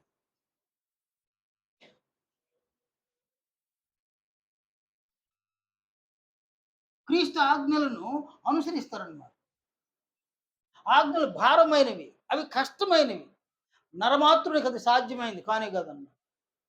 కానీ ఇక్కడ క్రీస్తును ప్రేమిస్తే, యేసుక్రీస్తుని మనం ఎవరైనా సరే ప్రేమించేస్తే, ఆయన ఆజ్ఞలు ఎంత భారమైన, ఎంత కష్టమైన, అవి ఎంత బరువైన, అవి మన వల్ల కాదు అని అనుకున్నా, కేవలము ఆయన మీద ఉన్నటువంటి ప్రేమ, ఆ ప్రేమ వాటన్నిటిని అనుసరించమని మనల్ని ప్రోత్సహిస్తదనమాట.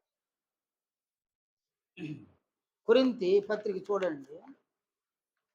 కొరింథీ పత్రికలో అపోస్తలుడైన పౌలు సెలవిచ్చిన ఈ మాటలు చూడండి. రెండవ పత్రిక 5వ అధ్యాయం 14వ వచనం. అక్కడ నుంచి, క్రీస్తు ప్రేమ మమ్మును బలవంతము చేయుచున్నది. అంటే క్రీస్తు కొరకు, క్రీస్తు యొక్క ఆజ్ఞలను అనుసరించడానికి ఆయన మీద నీకు ప్రేమ ఉంటే, ఆయన నిన్ను ప్రేమిస్తున్నాడు, ఆయన మీద నీకు ప్రేమ ఉంటే అది మనల్ని బలవంతం చేస్తుంది. దేనికి బలవంతం చేస్తుంది? క్రీస్తు యొక్క ఆజ్ఞలను అనుసరించే విధంగా ఆ ప్రేమ మనల్ని బలవంతం చేస్తుంది. మనం ఒక ఊరికి వెళ్ళినాను, బంధువుల దగ్గరికి వెళ్ళినాము, నేను ఒక ఇంపార్టెంట్ పని మనం వచ్చేయాలనుకుంటున్నాం, బయలుదేరేసినాం, వెళ్ళినాము, చూసినాము, బయలుదేరుతున్నాం. వాళ్ళు మాట్లాడుతారు, ప్రేమపూర్వకంగా మాట్లాడతారు, మాతో ఒక్కొక్క దినం ఉండిపోకూడదా అని. వాళ్ళు ఎంత ప్రేమను మన మీద చూపిస్తారో, ఆ ప్రేమ మనల్ని ఏం చేస్తుంది నాయన? ఆ ప్రేమ మనల్ని బలవంతం చేసి అక్కడ ఆగిపోమంటది అన్నమాట. అక్కడ వాళ్ళ ప్రేమ మనల్ని ఆగిపోమంటది. అలాగే క్రీస్తు మీద మనకు ప్రేమ ఉంటే, క్రీస్తు మనల్ని ప్రేమిస్తున్నాడు, మనకు ఆయన మీద ప్రేమ ఉంటే, మనము ఈ ఆజ్ఞలన్నింటిని కూడా అత్యంత సంతోషంగా, ఆనందంగా ఈ ఆజ్ఞలు అనుసరించేస్తాం. ఈ ఆజ్ఞలను అనుసరించి మనం జీవిస్తాం. క్రీస్తు యొక్క ఆజ్ఞలను అనుసరించి జీవించడం వలన చివరికి మనము క్రీస్తు యొక్క మహిమను పొందుతామన్నమాట. క్రీస్తు మహిమను పొందుతాం. క్రీస్తు యొక్క మహిమను నీవు పొందితే, నేను పొందితే, తండ్రి అయిన దేవుడు, ప్రభువైన క్రీస్తు యేసు వారు మనల్ని ప్రేమిస్తారు, మనల్ని గౌరవిస్తారన్నమాట.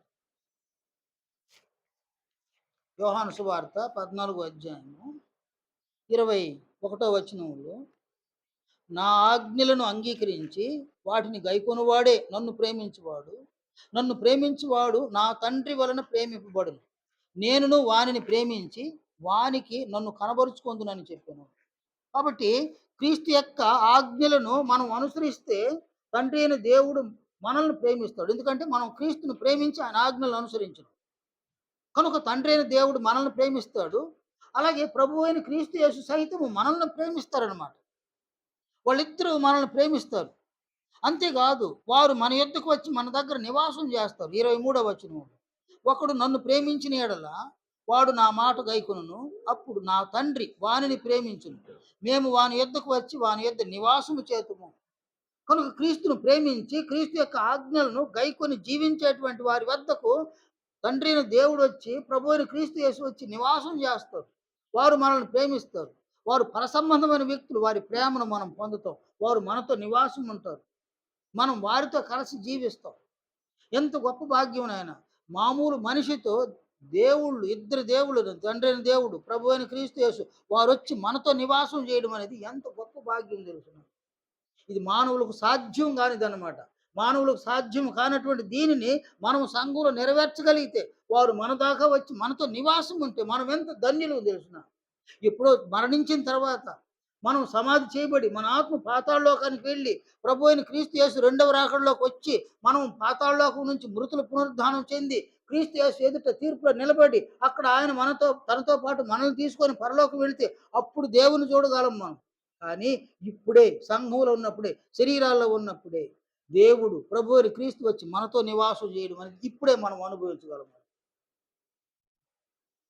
అందువలన సంఘంలో ఉన్న మనము మనకిష్టమైన, మనకు కష్టమైన, మనకు ఇష్టం లేకపోయినా క్రీస్తు యొక్క మహిమను పొందాలి అని అనుకుంటే క్రీస్తు యొక్క ఆజ్ఞలను తప్పకుండా అనుసరించి జీవించాలి. ఆయన ఎన్ని ఆజ్ఞలు అయితే ఇచ్చినాడు, కొన్ని లిస్టు వేసినాం, ఇంకా ఒక లిస్టు వేయాలన్నమాట. చాలా పెద్ద లిస్టు ఉంది ఆజ్ఞలు. తిరిగి మనం బుధవారం కలుసుకున్నప్పుడు మళ్ళీ మరికొన్ని ఆజ్ఞలు చూస్తాం, క్రీస్తు యొక్క ఆజ్ఞలు. ఎన్ని ఆజ్ఞలు నానిచ్చినాడో అన్నింట్లోనూ ఒక 30% ఆజ్ఞలనైనా మనం అనుసరించి జీవిస్తే 30% క్రీస్తు యొక్క మహిమను మనం పొందగలిగితే మనం ధన్యులమవుతాం. అంతిమంగా క్రీస్తు యొక్క మహిమను పొందడానికి తండ్రి అయిన దేవుడు సంఘంలోనికి మనల్ని పిలిచినాడు. ఆయన మనల్ని పిలిచిన పిలుపుని మనం లక్ష్యం ఉంచాలి. క్రీస్తు యొక్క మహిమను పొందడమే మన లక్ష్యంగా భావించాలి. ఇది మన బాధ్యతగా భావించాలి. సంఘములో ఉన్న మనము ఇదేది పట్టించుకోనట్లుగా, ఎరగనట్లుగా ఉండకూడదనమాట. ఎందుకంటే అలా ఉండిపోతే చివరిలో మనం అపారమైన నష్టాన్ని పొందుతామన్నమాట. ఆ నష్టాన్ని ఎవరు భర్తీ చేయలేరు దాన్ని. అందువలన మనం బహు జాగ్రత్త పడాలి. బహు మెలకువగా ఉండి సంఘంలో ఉన్న దినాల్లోనే క్రీస్తు యొక్క మహిమను పొందడం కొరకు క్రీస్తును మనం ప్రేమించి ఆయన ఆజ్ఞలను అనుసరించి జీవించి మనం ధన్యులు కావాల్సిన ఆవశ్యకత సంఘంలో మనకుంది. ఇట్టి ఒక ఏర్పాటులో తండ్రి అయిన దేవుడు మనం చేర్చినాడు అన్నమాట. ఈ ఏర్పాటును మనం హర్షించాలి. కానీ ఈ ఏర్పాటునే మనం హర్షించాలి. ఈ ఏర్పాటుని మనం గౌరవించాలి. ఈ ఏర్పాటును ప్రేమించాలి. నా తండ్రి అయిన దేవుడు నా కొరకు ఎంత మంచి ఏర్పాటు చేసినాడు. ఈ ఏర్పాట్లు నేను కొనసాగుతానని సంఘంలో ఉన్న పురుషులు, స్త్రీలు భావించాలి. అది కఠినమైన, అది కష్టమైన క్రీస్తు యొక్క ఆజ్ఞలను అనుసరించి జీవిస్తూ ఉంటే తినగ తినగ వేము తియ్యగానుండు. నీవు ఒక ఆజ్ఞను అనుసరించినావా? మరొక ఆజ్ఞను అనుసరించడానికి ఆ అనుసరించినటువంటి ఆజ్ఞ నిన్ను ప్రోత్సహిస్తుంది. 2 ఆజ్ఞలు అనుసరించినావా? అవి నిన్ను మరొక ఆజ్ఞను అనుసరించే విధంగా ప్రోత్సహిస్తాయన్నమాట. నీవు 10 ఆజ్ఞలు, 20 ఆజ్ఞలు, 30 ఆజ్ఞలు, 40 ఆజ్ఞలను కూడా నీవు అనుసరించగలిగితే 40% ప్రభువు యొక్క మహిమను పొందగలిగితే పురుషులైన, స్త్రీలైన ధన్యులు మాత్రం. ఈ గొప్ప క్రీస్తు యొక్క మహిమను మనం పొంది ప్రభువు వచ్చేసరికి క్రీస్తు యొక్క మహిమతో ఆయనకి తీర్పు దినము నాడు మనం అగుపడితే ఆయన మనల్ని తన వెంట పెట్టుకొని పరలోక రాజ్యం తీసుకొని వెళ్ళగలిగి అక్కడ అపారమైన ఘనత, గౌరవము, మహిమ, కీర్తి వాటన్నింటిని తండ్రి అయిన దేవుని ద్వారా మనం పొందుతాం. శాశ్వతమైన తండ్రి అయిన దేవుని కుటుంబం మన పరలోకంలో శాశ్వతంగా ఆ తండ్రితో పాటు ప్రభువుతో పాటు మనం ఉంటాం. అందుకొరకు తండ్రి అయిన దేవుడు ఈ గొప్ప ఏర్పాటును సంఘంలో చేసినాడు. క్రీస్తు యొక్క ఆజ్ఞలను అనుసరించేటువంటి ఒక ఏర్పాటు చేసినాడు. కాబట్టి మనలో ప్రతి ఒక్కరూ ఈ ఏర్పాటుని హర్షించాలి. ఈ ఏర్పాటుని గౌరవించాలి. ఈ ఏర్పాటును ప్రేమించాలి. ప్రేమించి ప్రభువును ప్రేమించి ఈ ఆజ్ఞలన్నింటినీ మనం సాధ్యమైన వాటన్నింటినీ కూడా అనుసరించి జీవించాలి. ప్రభు యొక్క మహిమను అంతిమంగా మనం పొంది మన పట్ల ఉన్నటువంటి మన తండ్రి అయిన దేవుని యొక్క చిత్తాన్ని, ఆయన సంకల్పాన్ని మనం అందరూ నెరవేర్చాలి. ఇలాగూ మనం జీవించడానికి ఆయన మనకిచ్చినటువంటి ఏర్పాట్లు మనం కొనసాగాలని మిమ్మల్ని అందరినీ కూడా నేను హృదయపూర్వకంగా బ్రతిమలాడుకుంటూ ఉన్నాను. దయచేసి ఈ సంగతులన్నింటినీ మీరు గ్రహించాలని, ఈ సంగతులతో ఏకీభవించి మనం అందరం కలిసి జీవించాలని, ముఖ్యంగా ప్రభు యొక్క ఆజ్ఞలను అనుసరించే విషయంలో రాజీ లేనటువంటి ఒక జీవితాన్ని మనం అందరం కలిసి ప్రభువుతో జీవించాలని మీకు అందరికీ మనవి చేస్తూ ముగిస్తాను.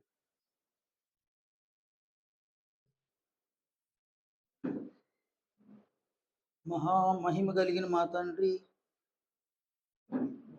మహోన్నతుడు అయినటువంటి మా దేవా, మా పాపములను క్షమించి మా అపరాధములను మన్నించి మీ కుమారుని యొక్క సంఘముగా మమ్మల్ని మీ సముఖంలో చేర్చి మీ కుమారుని పోలి జీవించి మీ కుమారుని యొక్క మహిమను పొందుటకు మీరు మమ్మల్ని కనికరించినందుల కొరకు తండ్రి మీకు స్తుతులు స్తోత్రములు చెల్లిస్తున్నాం. తండ్రి ప్రభు యొక్క మహిమను పొందులాగున సంఘంలో మీరు చేసిన ఏర్పాట్లను బట్టి మేము హర్షిస్తున్నాం. మీ ఏర్పాటును మేము గౌరవిస్తున్నాము, ప్రేమిస్తున్నాము. తండ్రి సంఘమునందు ప్రభు మా కొరకు ఉంచినటువంటి ఆజ్ఞలను మేము అనుసరించినట్లుగా మాలో ప్రతి ఒక్కరము ప్రభువును ప్రేమించే స్థాయిని అందుకునే విధంగా మరింత కృప చూపించమని ప్రార్థిస్తూ ఉన్నాం. తండ్రి, ప్రభువుతో కలిసి ప్రభు కొరకు మేము జీవించుటకు ప్రభు మనస్సును మాకు దయచేయమని, ప్రభు పట్ల విశ్వాసాన్ని కలుగుటకు ప్రభు మీ పట్ల ఎలాగున విశ్వాసాన్ని కలిగి అగుపరిచినారో అట్టి విశ్వాసమును మాకు దయచేయమని వేడుకుంటున్నాం. ప్రభు యొక్క జ్ఞానాన్ని కూడా మాకు అనుగ్రహించమని ప్రార్థిస్తూ ఉన్నాం. తండ్రి, కుటుంబ స్థాయిలోను సంఘ స్థాయిలోను ప్రభువును పోలి మేము నడుచుకునేలాగున ప్రభు యొక్క ఆజ్ఞలను మేము అనుసరించడానికి అన్ని పరిస్థితులలో మేమందరమును మా శరీరములను ప్రభు యొక్క అధికారం క్రింద లోపరిచి ప్రభువుకు మేము విధేయులమై ప్రభువు పట్ల భయభక్తులను మేము కలిగి ప్రభువును ప్రేమించి ప్రభు యొక్క ఆజ్ఞలే మా జీవితముగా మలుచుకోవడానికి మరింత మాకు సహాయాన్ని దయచేయమని ప్రార్థిస్తూ ఉన్నాం. మా తండ్రి, సంఘాన్ని కనికరించండి ఆయన. సంఘ కార్యక్రమాలను దీవించండి తండ్రి. సంఘమునందు సువార్తికులను తయారు చేయుదురని కూడా ప్రార్థిస్తూ ఉన్నాం.